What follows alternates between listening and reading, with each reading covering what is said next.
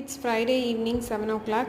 நேற்று ஈவினிங் சந்தகை தான் பண்ணியிருந்தேன். அந்த ரெசிபியை தான் உங்க கூட ஷேர் பண்ணிக்கிறேன். சந்தகை வந்து நான்லாம் புழிஞ்சு எதுவும் செஞ்சதில்லை, வெளியே பேக்கெட்டாக வாங்கினது தான்.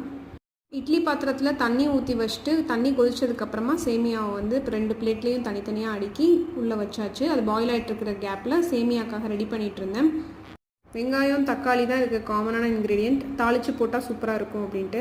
ஸ்வீட் செஞ்சு போர் அடிச்சிருச்சு, ஸோ ஸ்வீட்டாக செய்யாமல் காரமாக செஞ்சு சாப்பிட்லாமே அப்படின்ட்டு தான் எல்லாத்தையும் கட் பண்ணிகிட்டு இருந்தேன். தக்காளி இதுக்கு ஆப்ஷனல் தான், பட் தக்காளி வந்து எனக்கு போட்டால் கொஞ்சம் நூடுல்ஸ் டேஸ்ட்டில் இருக்க மாதிரி இருக்கும், ஸோ அதனால் பிடிக்குமே அப்படின்ட்டு அதையும் சேர்த்து ஆட் பண்ணிட்டேன். கூடவே எக்கு ஃப்ரை பண்ணதெல்லாம் ரொம்பவே ஆப்ஷனல். இன்னும் எக்கு ரொம்ப பிடிச்சவங்க இருந்தீங்கன்னா கண்டிப்பாக இந்த மாதிரி ட்ரை பண்ணி பாருங்கள். நானே ஃபஸ்ட் டைம் ட்ரை பண்ணி பார்த்தேன், டேஸ்ட் வேறு லெவலாக இருந்தது. முழுக்க இப்போ காமிக்கிறது என்னோடய ஓன் ரெசிபி. ஸோ நீங்களும் இதை ட்ரை பண்ணி பார்த்துட்டு பிடிச்சிருந்தா மறக்காமல் கமெண்ட் செக்ஷனில் சொல்லுங்கள். சேமியாவை எப்படி தாளித்து போட்டு கம்ப்ளீட் பண்ணேன் அப்படின்றத நெக்ஸ்ட் பார்ட்டில் பார்க்கலாமா?